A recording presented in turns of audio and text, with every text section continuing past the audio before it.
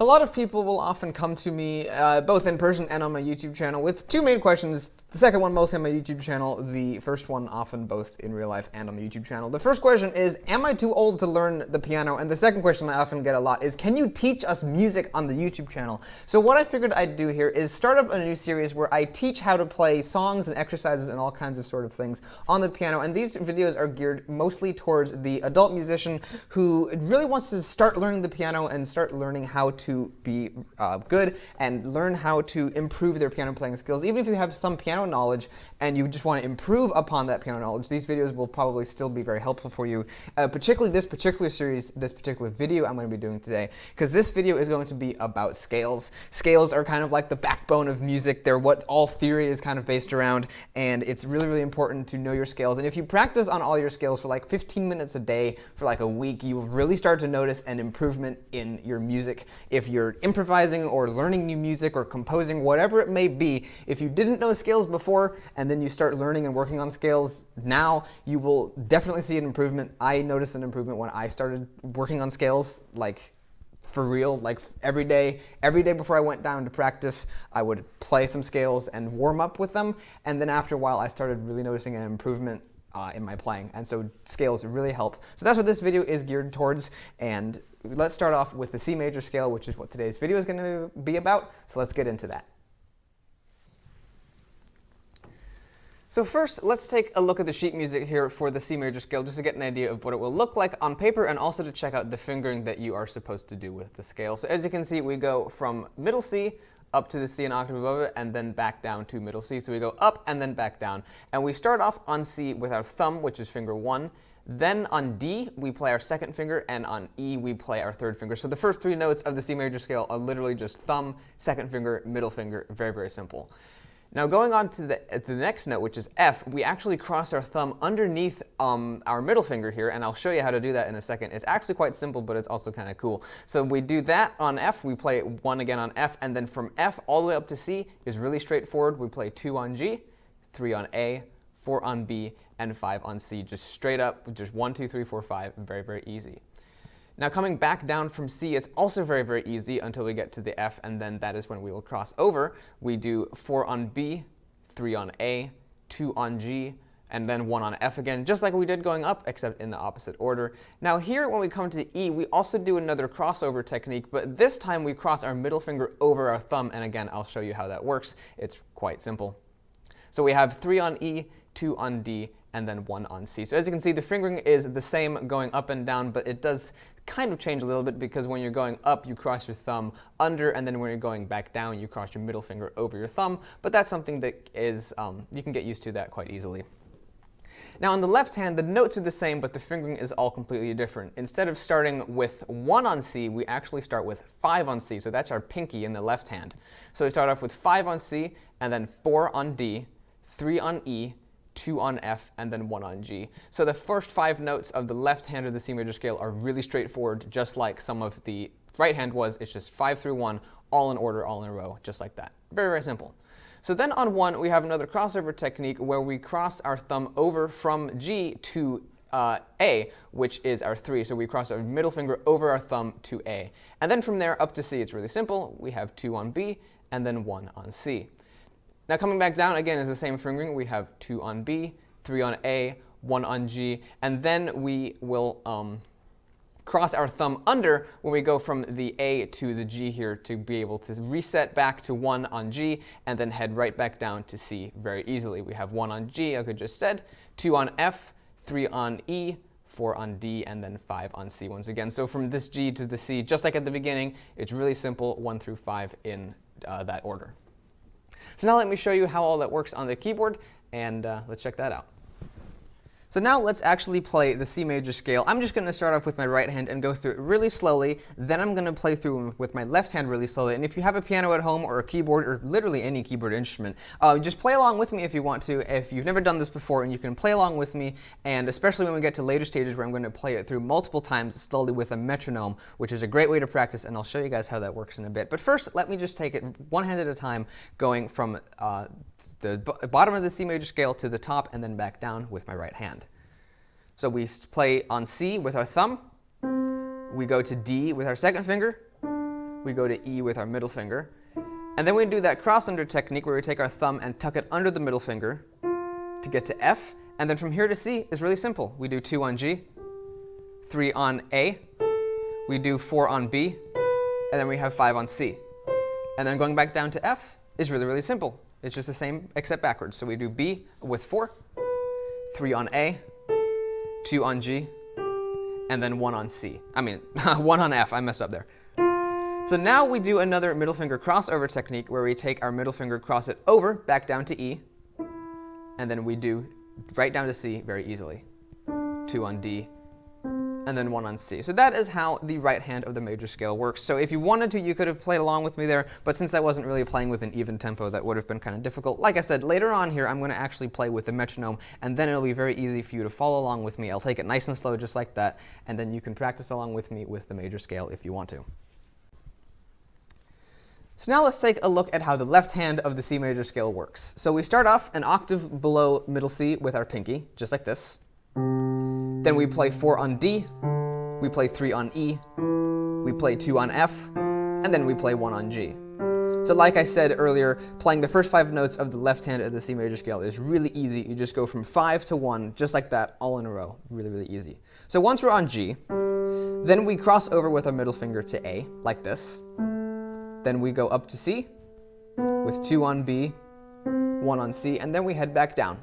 So we got 2 on B, 3 on A, then we cross under with our thumb to get to G, and then from here to C, it's really straightforward. We do F on 2, 3 on E, 4 on D, and then 5 on C. Now, one thing I want to point out here with the major scale is your thumb is always going to be landing on the same note. In the right hand, your thumb is always going to be on C and F, and when you tuck your thumb under, it's always going to be landing on F. Now, technically, if you were playing it, now as I demonstrated, the correct way is to do 1, 2, 3, tuck under on F. But if you were to play 1, 2, 3, 4, tuck under to G, that technically would work, but it wouldn't feel the same, and it's an improper way to practice the scale, because if you were to move on to another octave from this C, if you were to move on to another octave past this C, it could mess you up. So the proper way to practice is to kind of use your thumbs. I like to think of using your thumbs as waypoints to make sure that you're doing the scale correctly, so your right hand in your thumb in your right hand is always going to be landing on F, and then it's always going to be ending up on C at the end. So when you're playing the major scale, always lands on F. And on the way back down, it always lands on F as well. Always lands on F. And then you also will end it on C. But the main point to realize is that when you're going up and down, the middle note, one of the middle notes in the scale that your thumb will land on is F, and it always will land on F, no other note except for C at the end and beginning. The same is true in the left hand. Your thumb will always land on G going up and down, and as you saw earlier, you play 1, 2, 3, 4. I said 1, 2, 3, 4, but I actually meant 5, 4, 3, 2, 1. Your thumb will always land on G, and then coming back down, once we get up to C, your thumb will tuck back under to G, always will land on G. And then you'll head back down to C. So when you're playing the left hand, always want to make sure that your thumb is landing on G, and then in your right hand, your thumb is always landing on F, because that's a really big help. Another really big help when you're practicing scales, pieces, exercises, songs, whatever it may be, is this guy. This is a metronome. This is a Matrix digital metronome. I thought it had a model name on it, but I don't know. Basically, any metronome will work as long as it makes sound, like this one does. As long as it has some kind of a nice steady beat that you can play along with. Doesn't matter if it's a digital one like this or if it's one of the old wind-up ones that has an actual pendulum that moves. Doesn't matter. As long as you have a metronome, it's a really, really great way to practice. And I'm sure there's all kinds of like apps in the App Store and stuff that have metronome apps if you don't want to run out and buy one or if you don't have one. So what I'm going to do is I'm going to play at, let's do at a speed of 66. And then I'm going to play both up and down the scale with my hands together, and I'm going to do that 5 times through. Now you can play along with me here if you want to, and if you're not comfortable with doing both of your hands at once already, just play along with your right hand, or play along with your left hand, or anything like that. Just play along with me at a nice steady speed, and then when you want to practice at home by yourself, also do the same thing. Get out the metronome, set it to a nice slow speed. If 66 is too fast, or you're ready to move on past 66, put it at any speed you want, but make sure you're playing it nice along with the metronome at a steady speed that's comfortable for you. So let me set this to 66, set that down there, and then I will play as quarter notes along the C major scale 5 times through. So here is the first time through.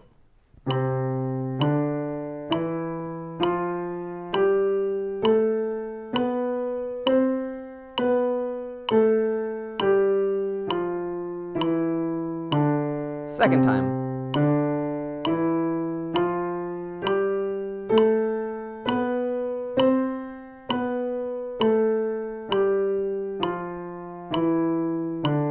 Third time.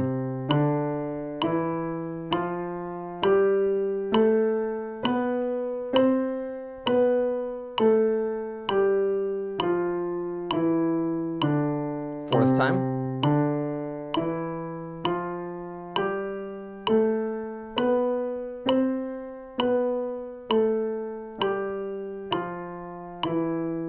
And the fifth time.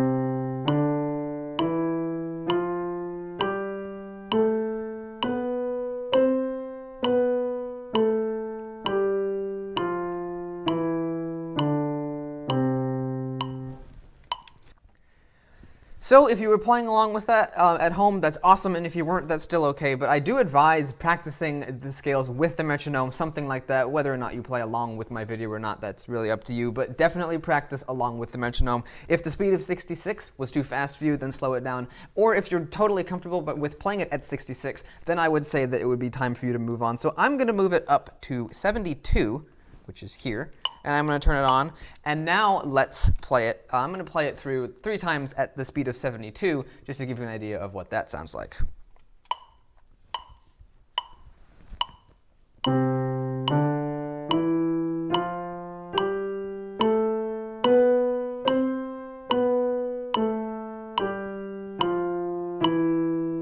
Here's the second time.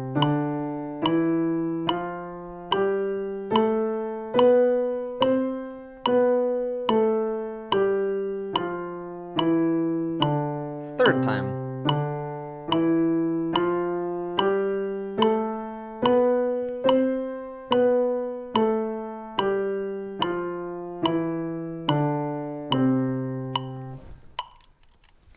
Now, another exercise you can do is just continually to keep moving the metronome a little bit faster and faster. So maybe you'd play through the C major scale a few times at 72 and be, okay, I feel really comfortable here. So then you want to move it up to, my metronome, by the way, only lets me move up in increments, so I can only go from 72 to 76 to 80. Some metronomes will actually let you choose individual increases of a single BPM or beat per minute. So if you wanted to do that, if your metronome allows you to do that, you could just simply increase the metronome by 1 beat per minute every time you play the scale through until you feel that you're playing the scale too fast. And then once you find that you're playing it too fast, you'd want to back off a bit from there and then practice it for a while at that speed, or a slow speed where you feel comfortable. So what you could do, perhaps, is there's a couple ways that you could practice the scale at a faster speed. One is you could increase the metronome to a faster speed like this, and then continue to play quarter notes like I'm going to do just 1 time through to demonstrate.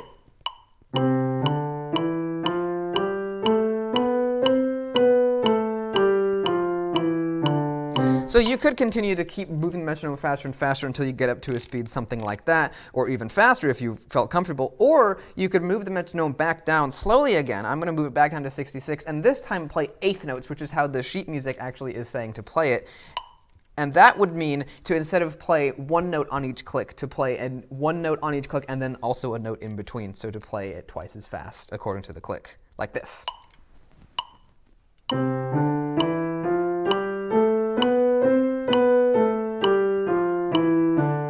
So you're playing 1 note on the click, and then there's a note in between, and then on the next click, you're also playing a note like I just showed you. So that's how 8th notes work, and if you haven't ever done that before, that's also a really great exercise that you can practice on as well.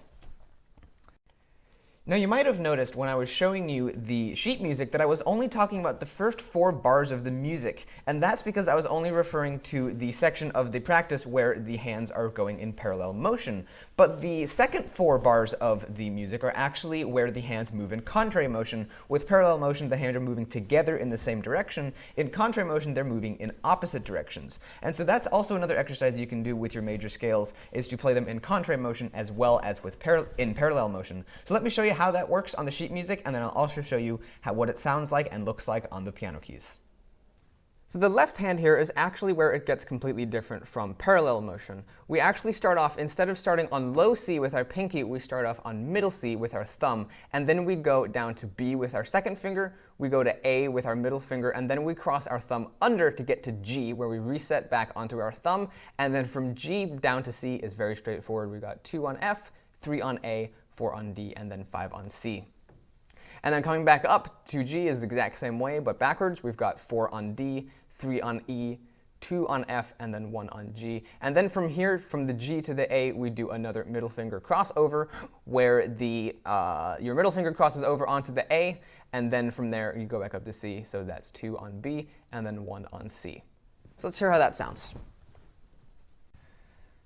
So now let me show you how the contrary motion of the C major scale works. So as I said, the right hand of the contrary motion is exactly the same as it is with parallel motion, which we just got done doing, which is where both hands move in the same direction at the same time. But the left hand is actually a lot different, so I'm going to start off with that. I'm going to skip doing the right hand because it's exactly the same as we just did. So I'm going to show you how the left hand for doing contrary motion works.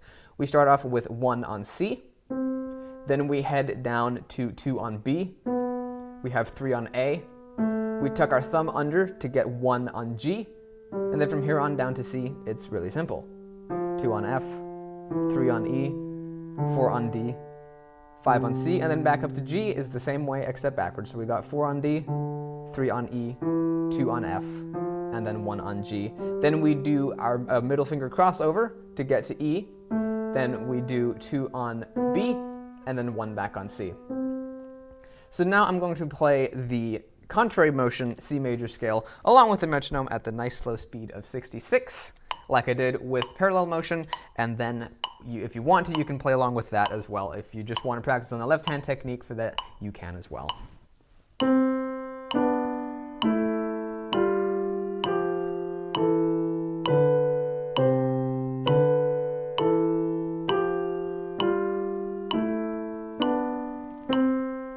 Here's the second time.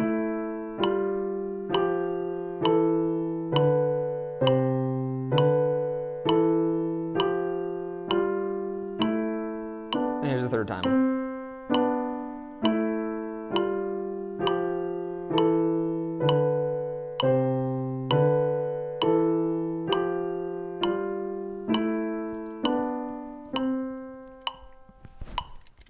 So as you can hear, some of the intervals in there actually sound kind of weird, like particularly with the G and the F.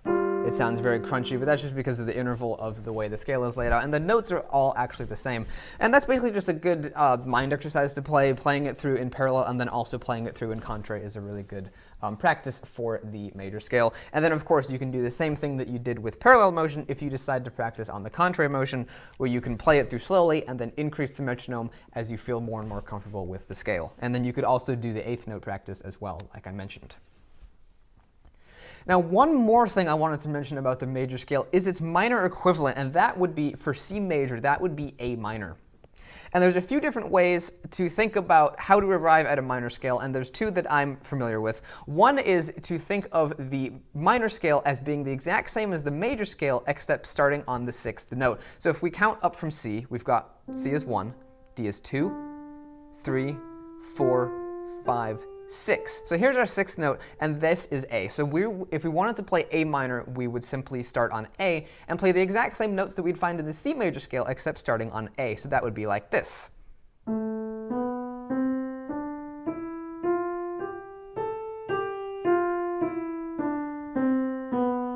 And the fingering pattern for the minor scale, in this case, is going to be exactly the same as the pattern for the major scale is. If you remember, when you're playing the C major scale, we play the first three notes, and then we tuck our thumb under for the fourth note.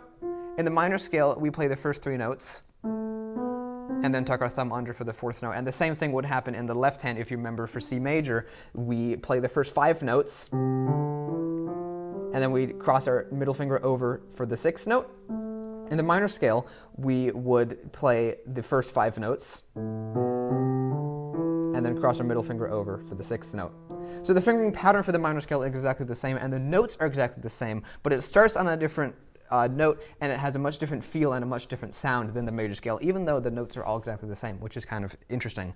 Another way you could think about the minor scale is instead of it starting on the 6th note, you could also think of it as being 3 half steps down from the major key you're in. So if the major key we're in is C, we'd go 1 half step down, 2 half steps down, 3 half steps down, and then that would get us to A, which of course, as we know, is the minor scale. So that's just another way of thinking of the minor scale. They both end up with the same result, where you start on either 3 half steps down from the root of the major, or you can do the 6th note of the major scale and then play the minor scale. I just wanted to mention that because that is another important part. It's another aspect of the major scale to play the natural minor. In the future, I'm going to get into some different variations of the minor scale because there's different versions of the minor scale, but I just wanted to mention the minor scale for each major scale that I'm going to be showing you guys, just so you guys know it exists.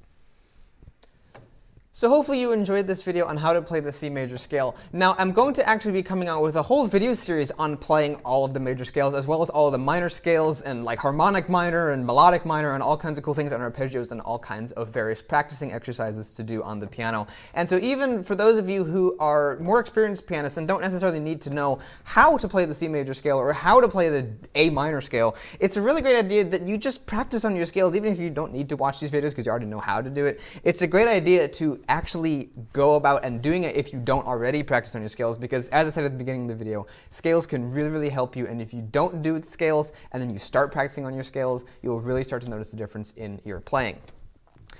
Now, for those of you who are more advanced pianists and want to learn how to play some music, I also have some videos out there for you that I'm going to be coming out with. And let me know if you think this is going to be a cool idea, because I think it's going to be pretty fun. I have some old sheet music here, and I also had someone on my channel comment a while back saying, can you do a video about the history of music? And while I'm not playing medieval music here or anything, these books, which may not look this old, this one does, but these ones kind of don't, these books are actually from the 1800s. This one, I believe, is from like the mid-1800s. This one is from the late 1800s, and I forget the date of this one.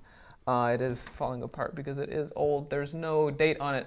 But what is really cool about this particular one, this is actually a piece that everyone has been telling me to learn ever since I was like 8 years old, and a lot of people have also said, hey, can you learn this piece and teach it to me on the channel? So what I'm going to be doing at some point in the future is learning the full piece of Clair de Lune and then also playing it. But what makes this version kind of cool is this actually says original and unedited. So this is exactly how Debussy wanted the piece to be played. And as you can see, the inside of it, forgive the fact that it's falling apart because, as I said, it is actually really old. But the inside of it looks just like modern music, which is kind of cool, despite the fact that these are actually from the 1800s, which I found really wild. I expected the music to look really like primitive and kind of grimy, but it actually looks just like modern music does. And of course, you can find all of this music in a new format. You can find these, you know, all this music in a new music store. You could walk in and buy some new prints of these songs, but I just thought it'd be kind of cool to teach them out of older books, just because it's kind of cool. These two, this one as well as this one, are actually exactly the same book. This is the older version. It's called the Wood edition, and then this one here came later. And these are actually first lessons in Bach, so they're really fun, really simple Bach pieces that I'm going to be learning. The first one here is the very famous Bach Minuet in G that like everyone always learns. It's a fun, cute little piece. And as you can see, this here, I hope you can see it anyway, this here also looks basically just like you'd find it in a modern music book. I think the font is slightly different, but it basically looks the same, which is kind of cool. So if you guys have any interest in this and you want me to do you know, teaching of songs as well as teaching of piano exercises, let me know down in the comment section below what you think of both the scale videos and also of the videos I'm going to be coming out with in the future of teaching piano pieces. Now, if you're really enjoying these scale videos and you're getting a lot out of them, let me know what I can do to even improve the scale videos and what I can do to add to them and make them even more informative to those of you who are just starting out in the wonderful world of piano music. What more would you like me to talk about in those videos? All kinds of stuff like that. Make sure to leave your nice, wonderful comments down below. I love reading all your positive comments, and it's really, really fun. Now, if you enjoyed this video, make sure to give this video a like, and also make sure to subscribe for all of my cool content. And if you do subscribe, first of all, thank you very much, and also make sure to hit the notification bell to be notified of my future uploads, because I'm not going to be quitting the review videos that I've been doing. I still have like 40 videos that I haven't uploaded yet, and they're all reviews of like really awesome, weird, quirky, amazing pianos. Some of them are goofy, some of them are amazing, and some of them are somewhere in between, but they're all really cool. And if those sound interesting, definitely subscribe and hit the notification bell to stay in tune with that. And I'll see you in the next video. Goodbye.